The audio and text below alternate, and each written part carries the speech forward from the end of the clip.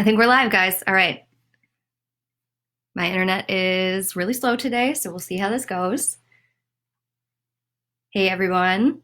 There we go. Now we're live. Okay. Sorry. Rural, internet. That's how it works sometimes. So, yeah, we'll just get started here in a few minutes. I'll let some more people jump on. Hopefully this lighting's okay. It's a little dark out there today, so. All right. So for the ones, the folks that have followed us on Instagram, we're switching to Facebook Live permanently now. We found that that's the best option for us going forward as far as reach and accessibility and ease of people finding us. So we're just going to do Facebook Live. If you have not asked a question or want to, rather, you can leave it in the comments, or you can go on the website. It's www.addie4mn.com. And there's a form. Hey, Nancy. There's a form on there that you can submit a question. So I am actually going to drop that in the comments as well right now. I've got a little agenda we can run through too, if necessary. So how's everyone doing? Give you guys a couple more minutes here.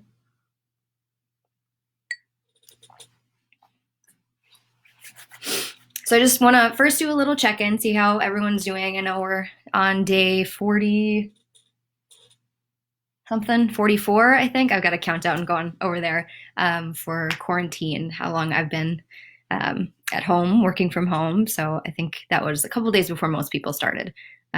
So just because I'm in the living situation that I'm at with my parents. So yeah, it's yeah, good. We're getting there. We're getting there. I've done a lot. I'm glad to hear that, Nancy, too. We've done a lot of phone banking in the last week, and we've gotten a lot more contact than traditional phone banking, just because I think people are home and they want to talk to people, and very few have been negative. Most of them have just been positive and wanting to chat with somebody and wanting to, get information and that kind of thing. So, yeah, that's been really great to see.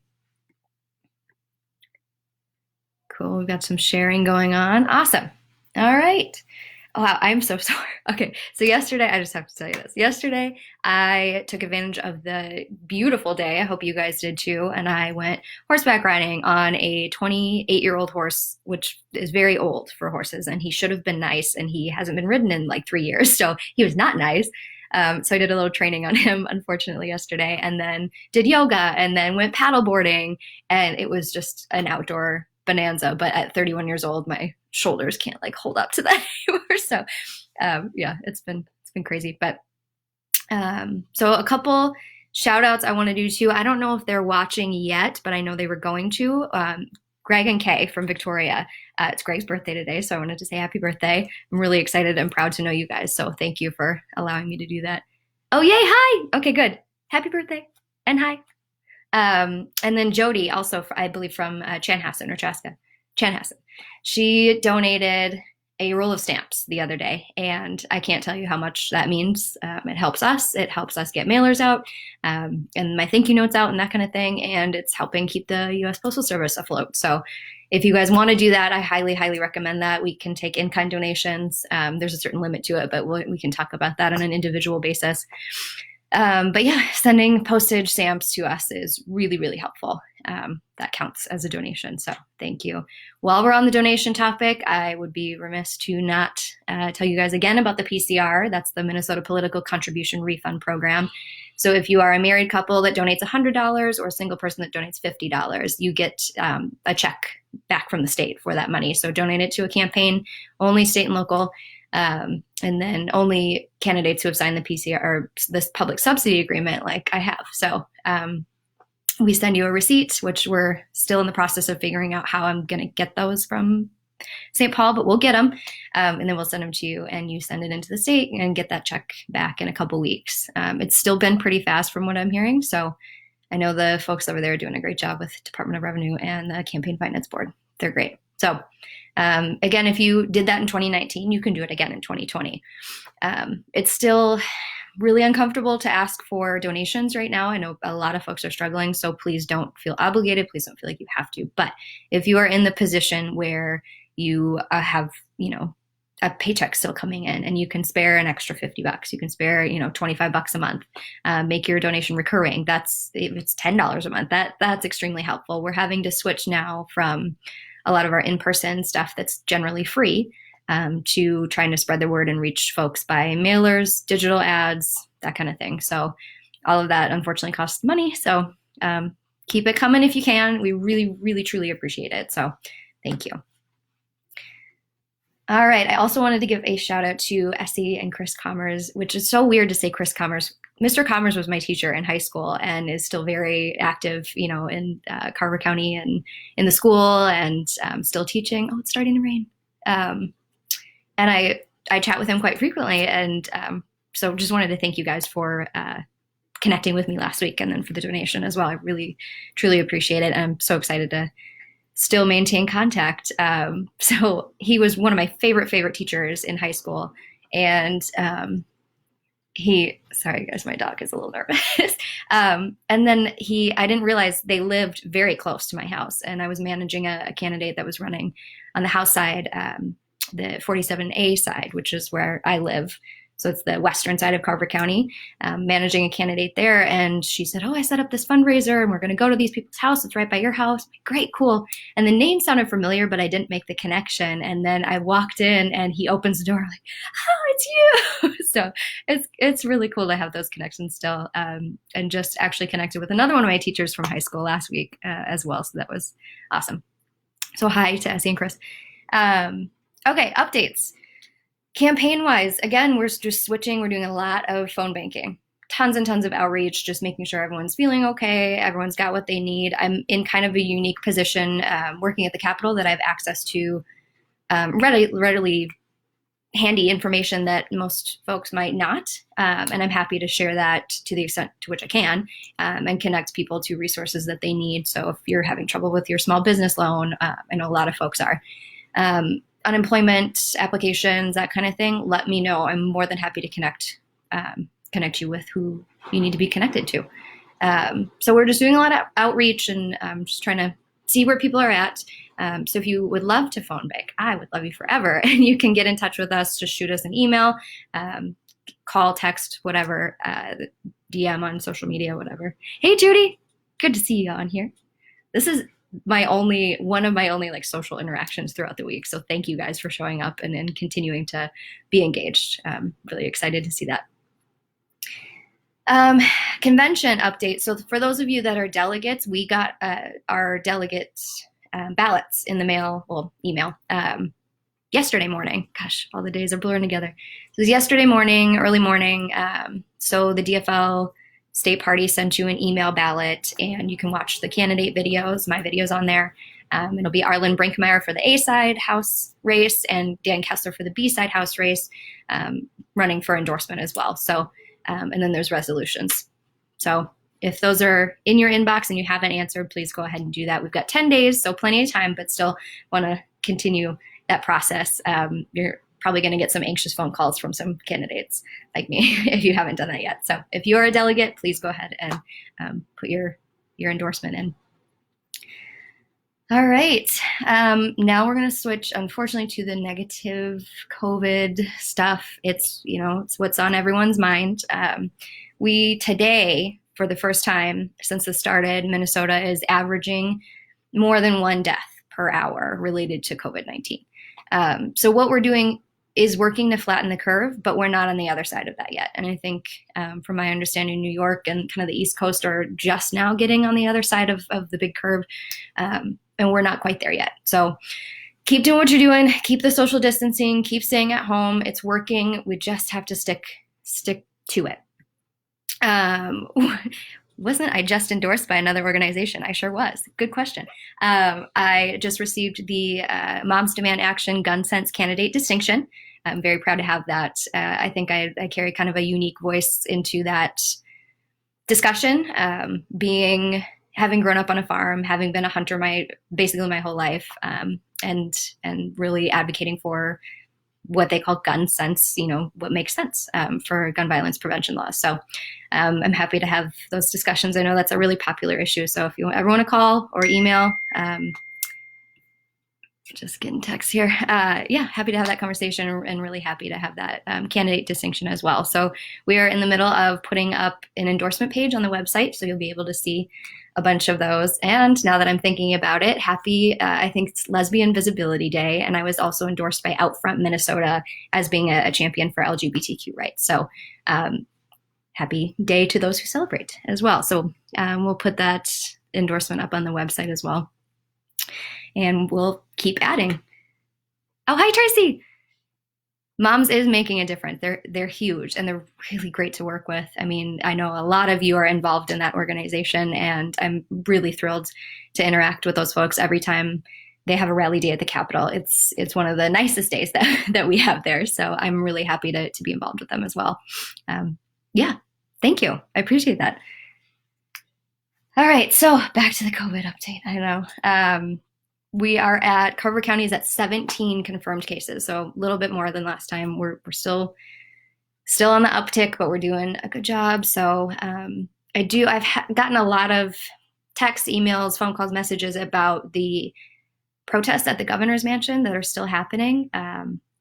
Really disappointing. Really disappointing to see that. There's a way that you can protest and exercise your, First Amendment right to free speech, but without endangering the public and endangering each other. So I think the more that we have those, the consensus is too with like MDH and folks in the public health sector, that every time that happens, we're going to see a spike about 2 weeks later in confirmed cases. So we have yet to see that because we're yet 2 weeks out, but really disappointing to see that. So I'm struggling with that one personally, with folks that are choosing to risk that in order to, I don't know, open up the state, which is silly to me at this point. I think we'll get into that later. But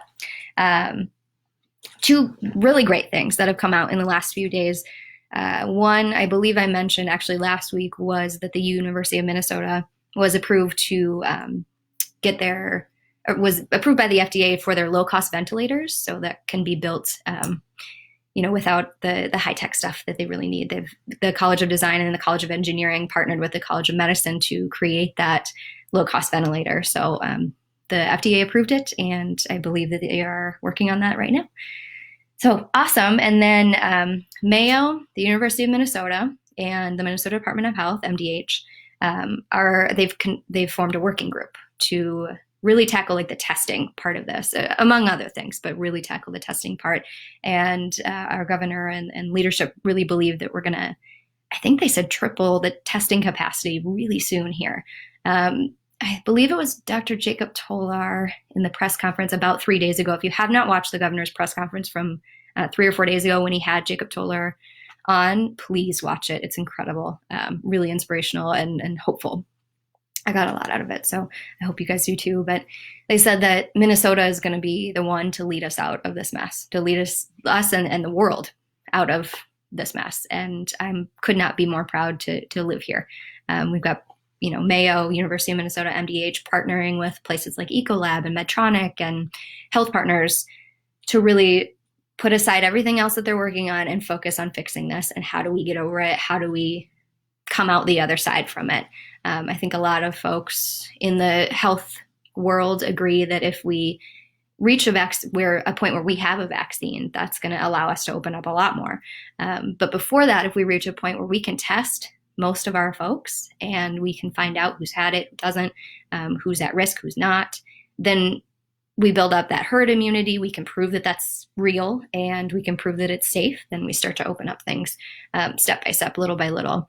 There is a model or a kind of a plan layout for how that works, and that's on the mn.gov/COVID-19 page as well. And if you can't find it, let me know. I will hook you up with it. Kind of layers of things that we can start to open up. So this past week, that Governor Walz allowed golfing and outdoor recreation as part of outdoor recreation that's permitted. We've also permitted dock workers to go back to work and start putting in those docks and all the lakes. And I know the resorts up north are very happy with that. So little by little, we're going to get there. We just have to keep doing the right thing. I know I've seen a lot of posts recently on social media about how folks are getting tired of it and it's been too long. And yep, you're right. It sucks. It really does. But we have got to keep doing it, or this will just be longer and longer and longer and longer, and we're going to overwhelm our healthcare systems. And, this was never about preventing it, because we knew it was going to happen. We knew a lot of people were going to get it, but this was about not overwhelming our healthcare systems. And that's what is really, really vital and important, because we do not have the capacity, working on it, but do not currently have the capacity to take care of all of our folks that we think are going to come down with this horrible illness. So keep doing what you're doing. If you guys need to talk ever, or you need mental health services, connections, or just want to chat, let me know. I am down.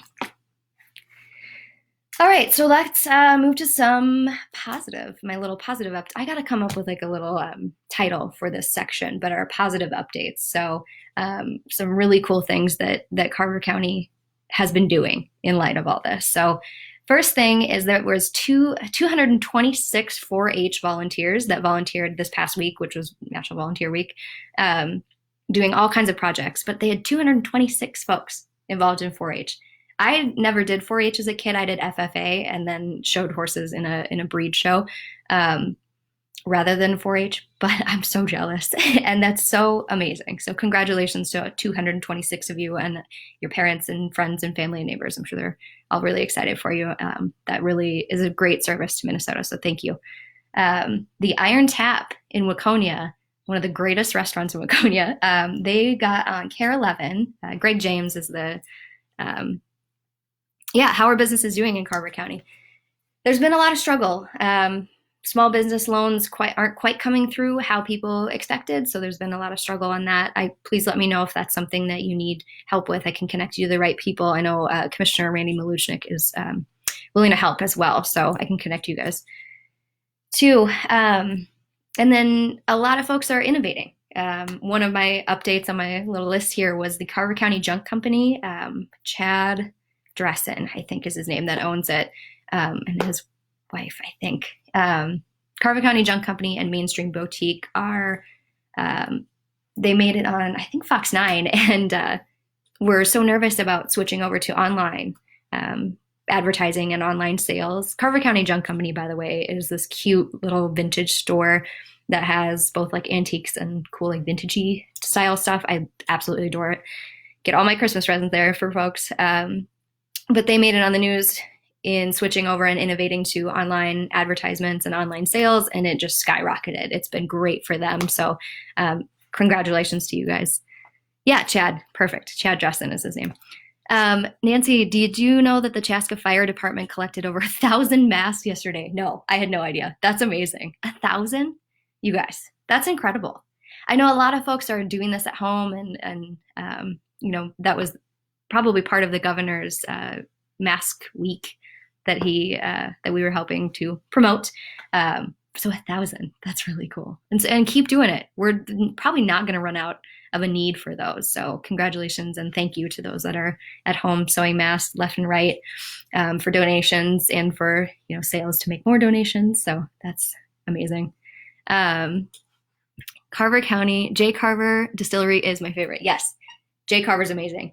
They converted, I'm sure I've mentioned this several times, but they converted to making hand sanitizer now. So they are contributing to the greater good. And congratulations to them for that. That's amazing. See, I love all these little stories, left and right about how our community comes together and helps each other. Like people might be frustrated, people might be aggravated. There's a lot of tension and stress and anxiety, but this is one thing that we can do. We can make masks, we can make hand sanitizer, we can do curbside pickup, whatever, and people keep doing it. So the Iron Tap was the other thing that, so in Waconia, one of the best restaurants in Waconia, they are doing curbside pickup, and it is Greg James that owns it. He's doing curbside pickup, and they dress up in like shark costumes or Darth Vader costumes, and they're delivering food to your car wearing costumes. I just think that's really cute. So the other thing I've noticed a lot of is this beautiful chalk art. We have so many incredible artists in this area, and I've seen lions and like all kinds of stuff all over Chaska and Chanhassen. I think a little bit in Victoria too, just to brighten up your day while you're walking. And I've seen life-size Monopoly. I mean, all kinds of cool stuff. So really awesome. There have been a couple different towns just yesterday, actually, when I was driving through, I tried to go to Lake Waconia and it was packed, and I'm not comfortable being that close to folks right now. So I drove up to another lake, not in the district, just north of my house, and noticed a couple different high schools have been doing things to recognize graduating seniors, like putting out big kind of life-size pictures, yard signs basically in people's yards or along Main Street, up on the light posts or anything like that, to congratulate and recognize the graduating seniors that are not going to get their graduation ceremony this year. I've also seen a virtual one in the works, so I don't know if that's going to work out, but I hope it does. That's amazing. All right, last thing I'll mention, the cleanup. Hey. Oh, I like this little clapping guy. Thank you. Last thing I'll mention is the push to do cleanup days around Chaska and Chanhassen and Victoria. I think there's actually one Carver maybe, push to do like cleanup days, and there's been a ton of people, small businesses and restaurants, doing food drives. Something that is so amazing, to be able to contribute to those who are in need. I know the food banks have been kind of overwhelmed lately, so to have other folks come in and help out is just incredible. So thank you all for doing that. I will be helping out with a few of those as the restrictions kind of get lifted. I'm still, at home with my parents, who are both highly at risk, so I've got to be really careful, but more power to you guys that can do that. That's just awesome. All right, so let's move on to a couple questions. I've got some here that have been submitted throughout the week, but if you have more, pop them in the comments, and I'm happy to answer those as we go. I love answering questions rather than me just coming up with things and talking to the camera for an hour. So, all right, so we've gotten a ton of questions about the election. Is it going to happen? How is it going to happen? How is it going to work? What are we doing? The first thing I will say is that I personally have never voted in person except one time. I've always been traveling, training horses, whatever, or for whatever reason, really. So I've always done absentee balloting or, vote by mail, same thing. Minnesota has no excuse absentee. So you don't have to provide a reason why you're voting from home. It can be because you feel like it, or because you're not going to have time on election day. In this year, it's going to be because you don't want to go get sick or expose other folks. So I would highly, highly, highly recommend applying for the vote by mail process. You can do that on the Secretary of State's website. Super easy application, and you can actually automatically get that application sent to you. So if there's a special election or a primary or something coming up that you may not know about, that application will come in the mail, and then you'll know. So you can do this at home. You have to have a witness. So you fill out your ballot, you sign it, put it in an envelope, sign that envelope, put that in another envelope, and then you sign it, and the witness signs that too. There's a limit to how many people can one person witness. So if it's someone in your home, we've got 4 people in my house, for example, we could all witness for each other, or one person can witness, I believe, for 2 of us. There's a little bit of a limitation there. So if that's something that you're concerned about, please ask me. I will find out that information for you. And there are services that can help you as well. So highly recommend applying for your vote by mail ballot today. You can do it as early as today. You can do it as late as the day before election day. I think that kind of defeats the purpose, because you would not have time to get your ballot in the mail. And I believe a spouse can be a witness. Nancy just asked, can a spouse be a witness? I believe they can. I can double check and get back with you. I will make a note of that to answer that next week as well. That's a really good question. Spouse be witness. So you can apply to vote by mail all the way up until election day. Just make sure that you have enough time for the folks to get you your ballot, and you can get it back in time. If it's received after election day, it won't count. So even if it's postmarked before election day, they have to receive it before the end of election day. The election is on my birthday, so you better be well. I know, trust me. I've got a lot of friends that have had birthdays that are pretty creative via virtual birthdays. So I hope that we're, back to somewhat normal, or whatever normal looks like after this by then. But man, if not, we got to be prepared. So my campaign, and most campaigns now, are preparing for the fact that we probably won't get to door knock this year, which breaks my heart because I love door knocking. I love having these conversations one-on-one because I get to talk about what you care about, what keeps you up at night, what you're worried about, what you're happy about. So not being able to do that is really sad, but that's probably the reality that we're in right now. So we may not get to door knock at all up until the election, and the election might look very different than what we're used to. So start preparing, and then if you can apply for a vote by mail ballot, you don't have to fill it out. You can apply now, and then they'll send it to you. You can just trash it, ignore it, and go vote in person, or you can fill it out and bring it to the polling place on election day. That counts too. So I know my brother and my dad are really into voting in person. It's like a tradition. They always go together and that kind of thing. So I know that some folks want to do that. That's great if we're allowed to. We don't want to be like Wisconsin and have a knockdown, drag out battle and end up the way they did. We're better than that. We can do better. So speaking of that, there is a bill in the House that's up in the Ways and Means Committee next week. So Ways and Means is kind of it's hard to describe. It's a larger committee that all bills that have a fiscal impact at all need to go through the Ways and Means Committee. So it kind of is a catch-all overarching, like making sure everything's working well together and, all our budgets are balanced and that kind of thing. So this particular bill started, I believe, in elections and then went to Ways and Means, or is going to Ways and Means this upcoming week. That bill would expand our mail-in procedure here in Minnesota. So that does count, also including the presidential race and then the senator's race for Team Smith. So that would expand the mail-in balloting process. So healthcare workers would be allowed to assist. I wish we could still get our I voted stickers for voting absentee. I know, me too.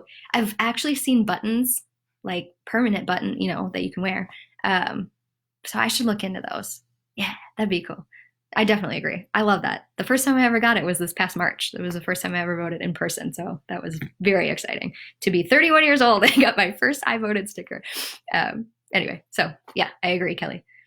So healthcare workers would be allowed to assist with absentee voting in nursing homes, which has traditionally been kind of a problem. So that would definitely allow for that. And then it would allow local officials more time to designate polling places. So we have a little bit more flexibility based on the numbers, based on if we've got a hot spot in Carver or something, then we can designate a polling place that's safer elsewhere. And it would also allow more time to process these absentee ballots. So you can mail your ballot in the day you get it. There's going to be an influx of them, and then they're maybe difficult to process. So this would just expand that time to process them a little bit more. Secretary Simon, who has done an incredible job being very nonpartisan and running his office the way that the Secretary of State's office should run, he supports this bill. There's another bill that is coming later that's a little bit more controversial, and totally get that. Secretary Simon said, I believe in committee, or maybe it was in the press a couple days after the committee hearing, to not be concerned about that bill. Focus on what's in front of you, focus on this bill that they're talking about, and then have that partisan fight rather on the following bill. Fine, right? But we need to get this through. So I am crossing my fingers and hoping and praying that we can get that through the Ways and Means Committee and onto a vote on the floor, and that the Senate will take it up and do the right thing. Traditionally, we know that they don't do that. The Senate likes to stall things.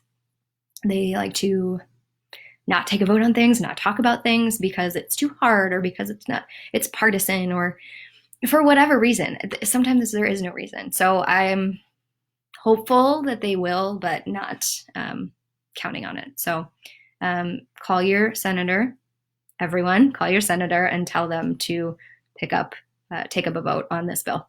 I can get you the House file number too, if that's helpful. So that was the elections questions, most of what we've gotten. There's a concern about poll workers. I think we've got, 80% of our poll workers are over the age of 75. So if we do go back to in-person voting, it's probably going to look a lot different. You're not going to be standing, back to back to back with, the person in front of you and person behind you in line to vote. Our polling workers, there's unfortunately the the harsh reality is that there are going to be a lot less of them. If you want to be an election judge, there's like a short little training that you do, and from my understanding, it's pretty easy and pretty fun to help people, vote for the first time, or just interact with your friends and neighbors. That sounds great. So if you're interested in doing that, let me know, and I can connect you with the right person to sign up for training for that. It's going to look a lot different. I don't know how. I don't think anyone knows how yet, but it's going to be a lot different this year. So we've had a lot of questions about how the campaign is different now. We touched on that earlier. It's a lot of phones, a lot of digital, a lot of email, and that kind of thing. So on that note, if you would like to phone bank, if you would like to text bank, if you would like to do something else for the campaign, please let me know. We do need some help. As always, this district is huge, and what we're trying to do here is a little unprecedented. We've got an open seat with our current senator retiring. I'm the only one in the race right now that doesn't have an election certificate and is not a politician. So I don't have that name recognition that the other folks have. So we're kind of trying to overcome a big hurdle here. This is the year to do it, though. I mean, with this open seat and with this brand new way of life and way of campaigning, I think everyone's trying to build the plane as we're flying, if that's the saying. So if you want to help out, I would be so, so grateful to have you on our team spreading that message. So, all right. Yeah, putting up window signs for sure. I do have some, they're called rally signs. They're the thinner signs that I made, that we had made by our union printer in Minneapolis for caucus night. So some of you saw those. I think some of you took some, which is great. Please, if you want one of those, let me know. I can try to arrange a drop off. I think we've got a handful left. We are also still taking donations in the hopes that we will get lawn signs printed at some point, hopefully soon. And there's a limit to where you can put those up and how long you can put those up, but we will still be printing those. So the more of that logo gets out and that name gets out, the better. That would be helpful too. So if you want one, let me know. There's also a form on the website. The volunteer form has a little checkbox for lawn signs. So, all right. Let me see. Yeah, we've gotten quite a few messages, texts, emails, phone calls with links to stories of elected officials presenting misinformation to the public. That's really horrible and unfortunate. And, people say, can you believe this? And unfortunately, I can believe that that's happening. I'm disgusted by it. And I don't think that any elected official should just be pontificating with the hopes of riling up a certain base or getting some folks on their side that maybe weren't on their side before for a bid to higher office, or I don't really know why you would present such misinformation. So if there's ever a question of who you should believe, who you should talk to, it's always, not Facebook. It's not, random sharing and commenting and stuff on Facebook, but we have really great resources here. One of which is the minnesota.gov/COVID-19 webpage that's got all the most up-to-date information on COVID-19. And it's a partnership between the governor's office and the Minnesota Department of Health, MDH. So highly recommend checking that out. The CDC is great. They're a little bit limited in what they can do, I think, from the federal government, but our state level resources are incredible. MDH has a hotline you can call. I think they're available 7 a.m. to 7 p.m. if you need verified information. I think the U of M does too, but don't quote me on that. And I know Carver County does have their own hotline. And I actually just read an article not too long ago that they staffed a bunch of people and trained a bunch of people to staff that hotline and haven't seen a lot of contact. So I'll give you guys that number. I'll actually pop it in the comments too. So it is 952-361-1554. Carver County COVID. Right. There we go. So that's in the comments. If you guys have questions, concerns, anything, let them know. Give them a call. Don't believe what everybody says on Facebook. So it's really disappointing to see someone with such a high office and duty to tell the truth and spread the truth and represent their constituents to the best of their abilities, spreading such misinformation and lies for no reason. It's really disappointing and just makes my conviction to run that much stronger. Throughout law school, throughout my life really, but definitely throughout law school, I was always given the critique of, you need to work on your poker face. You can't lie. You have such a bad, hiding face. Like I can't lie. I can't spread misinformation. I can't tell mistruths because you could tell, and I would never do that. So to see that happening it just pushes me to run harder. Let's get somebody in the Senate that A, is not afraid of fights, B is not afraid of taking on things that maybe are off limits to a party or a group. Like, if it's right for Carver County, that's what we need to do. Period. End of story.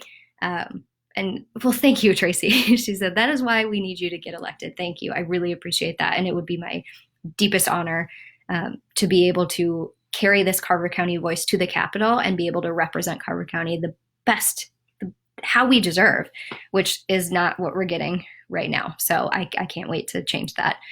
I've always been, some of you that have heard my speeches, I tell the story, I've always been someone to do something about it.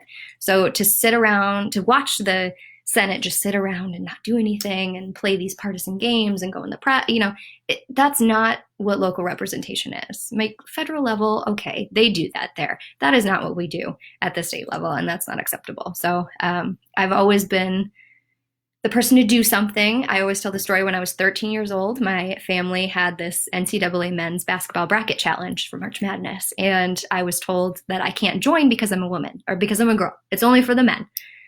And so I got mad and I was like, you know what? I'm creating my own. And so I made Chicks Picks, and all of the women in my family compete in the Chicks Picks. We've had a couple of the men try to join, and we've got a better trophy than the men do. So, and then even when I was like in law school and training horses, I always found opportunities not to sit around and complain. If I saw something that was wrong, I would do something about it or try. That's the best you can do, is just give it some effort. There's something also to be said, and my father taught me this through his business life. He said, you should always surround yourself with really smart people. If you don't know what you're doing, surround yourself with people that do. So, he's been really successful in business, I think, because of that, partially because of that, and partially because he empowers people to want to work for him. He wants, to give people the power to have their own autonomy and, come up with creative ideas and really empower folks to do their own thing and be encouraging. That's something that I will carry with me to the Capitol as well. There's a couple issues that are not my strong suit. I will admit to that. I'm never going to try to make something up, and I'm never going to try to just guess at something. There's so many smart people in this state. We are so fortunate to have that. So I will choose to, and have always chosen to, surround myself with people that know what they're talking about, and you can rely on them for that information. Housing, for example, actually I had a great conversation with Jan from Chaska, I believe, this past week, who was working with Beacon Interfaith Housing. Housing is not my strong suit. I'm really passionate about finding affordable housing options. Someone who is 31 years old with a law degree right there, who works 2 jobs, is still living at home because there's not affordable housing options for a single person and a dog in Carver County. And I want to live here. I'm going to live here. So now I'm saving up to buy a house instead. So things like that. There's a lot of folks that I graduated with that want to come back and live here, and they can't afford it. So when I was speaking with Jan from Chaska on this Beacon Interfaith Housing project, he was saying, they're helpful. They're willing to help you. Give them a call. They'll give you like a rundown on the basics and what we're working on. And highlighting and lifting up people like that is what makes our community so great. And it's what could make our government so great as well, is, highlighting and lifting up those folks that really know what they're talking about, have the best of intentions. Their integrity is there, and, their integrity is in their work. So I will always commit to doing that as well. Gathering all the information before making a decision, best I can do. So trying to see if there's anything I have left off my list here. All right, any more questions in the comments? Again, check our email too and see if anything has come in yet. Sometimes they come in while we're chatting. Nope, not there. All right, well, I would like to also touch on environmental issues. As some of you know, I'm the committee administrator for the Environment Policy Committee, Environment and Natural Resources Policy Committee at the House of Representatives here in Minnesota, working for the chair, John Purcell from Bemidji, who is one of the greatest people on this planet. He's a Vietnam veteran, a chemist, and just one of the nicest guys in the world. So we've been a little slow committee-wise at this point because a lot of our work was done pre-quarantine. So we've just been kind of connecting with folks and making sure bills get through that need to get through and that kind of thing. So we've been working really closely with the DNR and the Minnesota Pollution Control Agency. There's a lot of interesting updates that have come from things, resulting from the impacts of COVID-19 in that world. So one thing we've talked about with the DNR a lot is something that I witnessed firsthand yesterday. It's a constitutional right in the Minnesota Constitution to be able to hunt and fish. So that obviously was never limited, and it's encouraged for everyone to get out and, get outside and enjoy nature, enjoy what we've got. Saw a lot of folks yesterday. So I went to Lake Waconia to try to paddleboard and pulled in, and there was trailers parked miles down the road, and which is great to see, but also saw a lot of not social distancing, a lot of people that were too close together. I ended up turning around and going to a different lake, as I mentioned earlier. I chatted with one guy on my way out just because I had to back the truck up and he had to back, it was whatever. But I was like, man, there's a lot of people here, and he was kind of nervous about it too. So keep that in mind. If you're out on the lakes and streams, rivers, and in the parks and stuff, keep that in mind that social distancing does still apply. Stay 6 feet away from each other, lots of hand washing, lots of Purell of hands, that kind of thing, and wear a mask if you can. So I spent a good 45 minutes out on the lake and pulled back in, and everyone at that lake was really far apart, and so it was a little more comfortable there. So just something to keep in mind as you're going forward. Please do, continue to go out and be outside, especially today. Now that it stopped raining, it's gorgeous. I think we're going to go for a little run here. Yeah. And golfing was allowed. So same thing. I believe most golf courses are only permitting one person per cart, from my understanding. But walking is better, always. So if you are choosing to partake in those activities, please still follow the social distancing guidelines. All right. I want to hear from you guys too in the comments. Like, what are you doing to stay sane? What's working? What's fun? What's not? I know a lot of my friends and coworkers have been struggling with just endless Zoom calls all day long and conference calls all day long. That's how we're getting our work done. Work at the Capitol is still getting done slowly but surely, in a more limited and directed capacity than before. But I can't remember. It was some psychiatrist that did a study. Actually, I should ask Dan Kessler. He's a psychologist running for the House seat in 47B on the eastern side of this district.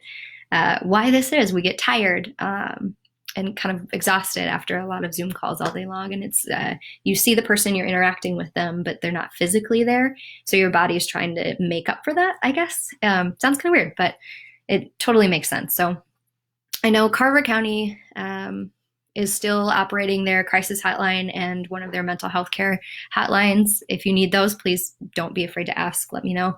And I'm still trying to be very vocal and purposeful in promoting mental health services. So I myself go to a therapist once a week, would not change it for the world. And I hope and pray that a lot of people get to experience that as well. So mental health is one of the top 3 of my campaign issues for that very reason. We need to normalize it and expand on that. And especially in a time like this where a lot of folks are really struggling with anxiety or sleep or stress or depression, whatever it might be. We need to keep expanding those services and hopefully in the future funding those services. Something that I really want to push for is expanding mental health or social service workers into schools, minimum, like a ratio, a minimum ratio, whatever that may look like, and onto police forces, and definitely into rural areas. There's a lot of farmers out here. I mean, farming and ag is very difficult to maintain right now, especially. So people are struggling a little harder with that. So if we can fund that and help with even a little bit with that, I would be so happy. It's what we deserve. So, hey, Dante. Oh, I'm so excited. Dante, that's in the comments, is running for school board. And definitely deserves a vote. He's awesome. So try to step outside when the sun is at its peak. Good for mental health. And he goes every other week. Yeah, that's great. We need to keep talking about this. It's okay to feel things, and it's okay to learn how to process those things. Seeing a therapist isn't a weak spot. It's a strength. It's you're building on your own strength and well-being. I mean, that's amazing. So yeah, definitely try to go outside a couple times a day. That's really, really helpful. Molly, I'm pretty much working 24/7 at home, but your Sunday town halls are a bright spot in my week. Thank you, Molly. You're the best. Yeah, I'm working crazy, crazy hours too. I didn't think. So usually when you're after first deadline, you have policy and finance committees. And if you have a policy committee, you're almost all the way done before the first deadline.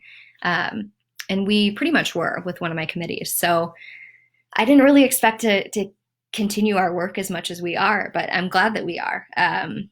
So something actually that we're working on the higher ed committee that I am so thrilled to have been a part of. A lot of you guys know about the CARES Act that was just passed at the federal level.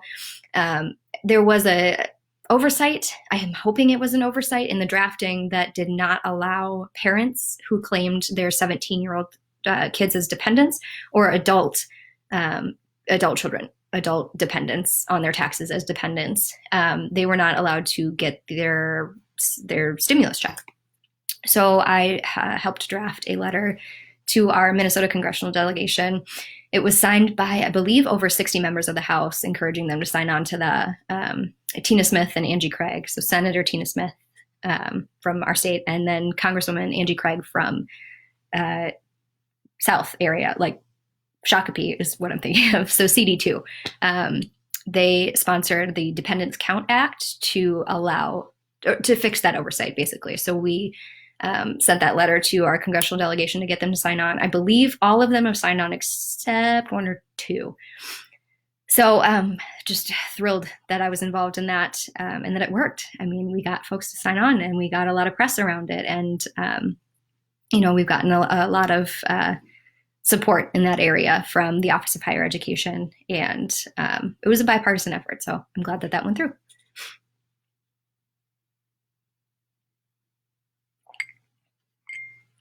All right, see if any texts have come through while we're in. Nope.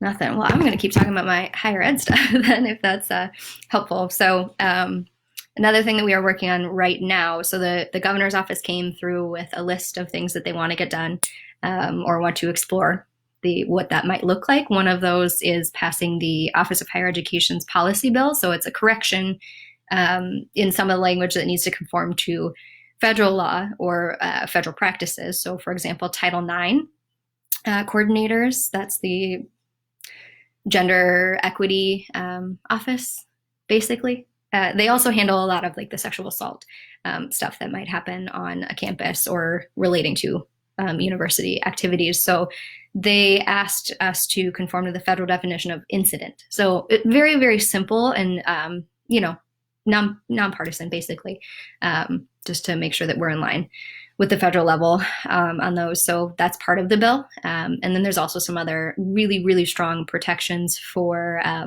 the Argosy Student Consumer Protection Act is what we're calling it. So we passed a version of that in the House, and the Senate didn't want to take it up, so they didn't. So in the Office of Higher Education policy bill, there is some pretty strong protections to make sure that there's not a repeat of Argosy. So I'm hearing a lot of predictions that predatory institutions like Argosy are going to see this situation that we're in now as an opportunity. So folks are going to be out of work, and looking to maybe switch careers, and might go back and seek some education to do that. So if we have some really predatory kind of for-profit schools that are coming in and we don't pass those protections that are in that bill, we're going to be handcuffed from helping them, just like we were with Argosy. There's a limit to what the Office of Higher Education is allowed to do right now. So passing that bill would give them a little more authority and a little more teeth to tackle something like that and make sure that we don't leave hundreds of students in the dust with no money like Argosy did. So I'm really proud to be involved in that too. So a lot of my anecdotal stories about what we're working on at the Capitol is to do two things for you guys. So one is to say we're still working, we're still doing our jobs. The Capitol's still running. It looks totally different. We're all trying to learn remote everything. Right now, they're actually working on remote voting. So hopefully that can pop up, in the next couple weeks, so they don't have to continuously do roll call votes for everything. It just takes forever. And also to say, we're building these relationships that can be carried on into the future. So I think I know there's a big learning curve when you get to the Capitol as an elected official or as a staffer of how the heck does this place work? Who do you need to know? Who knows? Who's the expert on this? How do you get a bill drafted? Who do you talk to just do anything really? Who's your staffer? That kind of thing. I've already been through that, so I get to skip that part. So when I'm elected, I already know who to talk to. I already know how to make a bill become law. I already know, the process and, the people I need to know. So of course, not everybody. I'm really looking forward to meeting more folks, but that's an advantage that I do have from being a staffer.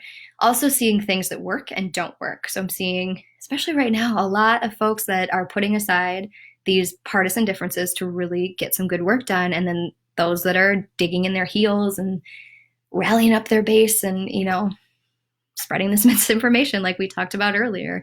That doesn't work. It doesn't work for us. It doesn't work for this community, and it doesn't work for this state. So I will not be doing that when I get there. In the next couple of weeks, in addition to, the voter contact that we're doing, I'm also going to be calling around to different organizations in the county. Small businesses, faith organizations, that kind of thing, and just like checking in, seeing how everything is going. And I will report back to you guys with that information too. There might be some opportunities where we can all come together and help. And there might be some legislative opportunities down the road next year that we can tackle to help. I know a lot of folks right now are struggling with their unemployment insurance. That's something that the Jobs and Labor Committees are working on, or are aware of rather, and are coming up with solutions for in conjunction with DEED and the governor's office. So that's something that's on my mind a lot too. How do we fix that? There's also been in these conversations that I've been having a lot of acknowledgement of the racial and gender and several different kinds of inequalities that have existed before COVID-19 are now exponentially increased and noticeable. So the healthcare inequities and even like climate crisis is affecting different communities different ways. That's something that we can't ignore. And if that's not apparent now, I don't know when it's going to be apparent. So that's something that I definitely want to tackle as well. And always, I was taught this by my friend, Representative Kaliher from St. Paul, always looking at everything through that lens. So even if it's not something that really specifically has to do with tackling some type of inequality, still looking at it through a lens. That keeps that in mind. So yeah, that's been really highlighted in how our response has been. So we can do better. Minnesota's doing a really great job in their response to this. I'm so, so proud to live not only in Minnesota, but right here in Carver County. But we can always do better. We can always grow and learn. So I'm looking forward to how that looks on the other side of this. One thing, got a text from my mom. If you guys haven't seen this, Saturday Night Live has been doing their cold open or whatever. And Dr. Fauci, I guess, back in last week was asked, okay, Saturday Night Live is going to have, parody you. Who do you want to play you? And he said, I don't know, Brad Pitt. Brad Pitt did it. And if you guys haven't watched that, please go watch it. It's a lot of fun, a little bright spot in your day. So. All right, so I will report back to you guys next week. We'll do another, COVID update. We'll do another positive news update, and I will report back to you about the can a spouse be a witness on your absentee ballot question.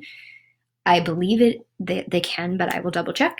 And then I will let you guys know too about what I'm learning from different organizations around the community, and make sure that we're all good to go on the up and up. We're all sticking together. So, all right. Any last questions? Yes, SNL. I know. It's so fun. And these TikToks that people are making, I'm just shocked and amazed at the creativity that people are showing. So I will not be making a campaign TikTok. I've been advised that I am too old for that, and it is not cool for me to do that. So I'm not going to do it. But we will stay active on Facebook, Instagram, Twitter, and keep doing these every Sunday at 2. Please share this link too with your friends. It does stay up, so you can go back and rewatch it. But to have this live interaction in the comments, it helps me a lot not to just be talking at the camera for an hour. So if you can share this as much as possible, that we do this every Sunday at 2 o'clock from 2 to 3, that would be really, really helpful to us as well. Volunteers can sign up on your website, right? Yes, you can. There should be a link at the top to sign up. You can sign up there is a door knocking spot, I think, still on there. We'll keep your name if you want to door knock. We are not door knocking right now. Phone banking, texting, and if we get to the point where we're like stuffing envelopes for mailers, I'm not sure how that will look, but we will need help with that if we get to that point. And then signing up to have a lawn sign too is very helpful. So yeah, and donations, again, I hate to keep making this plug, but I've got to. So the limit that we can raise is 108. We're just above 108,000. So we're going to keep striving for that. It's been a little sticky touch and go right now. So if you have it in your budget to continue to donate, please do. If you don't, that's totally fine. If you want to donate your time, if you want to donate a roll of stamps, that is great too. I really, really appreciate it. Yes, thank you. There is a link in the comments to how to sign up to volunteer.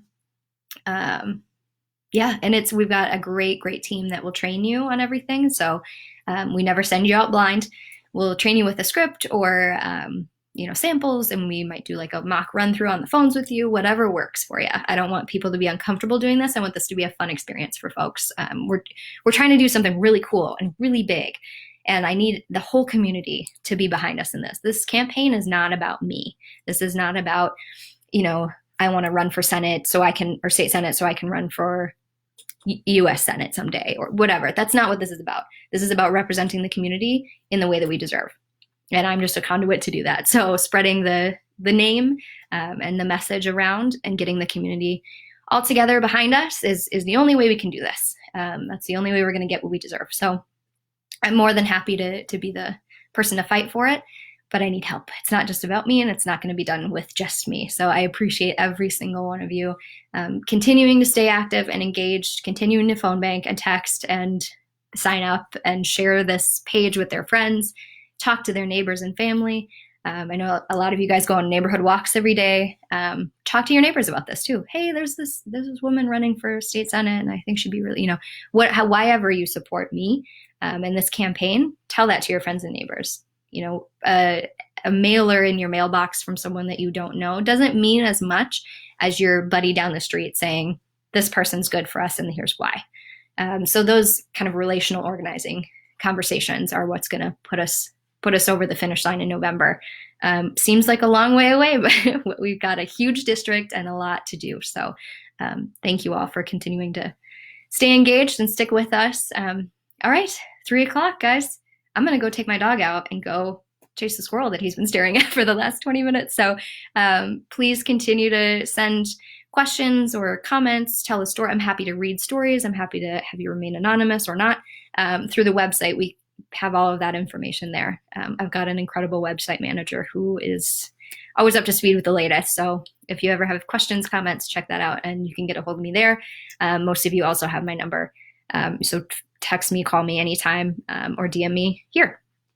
All right, stay safe, continue to find positive things, go out and enjoy the sun before it rains again, and I will see you guys here same time next week. All right, see ya.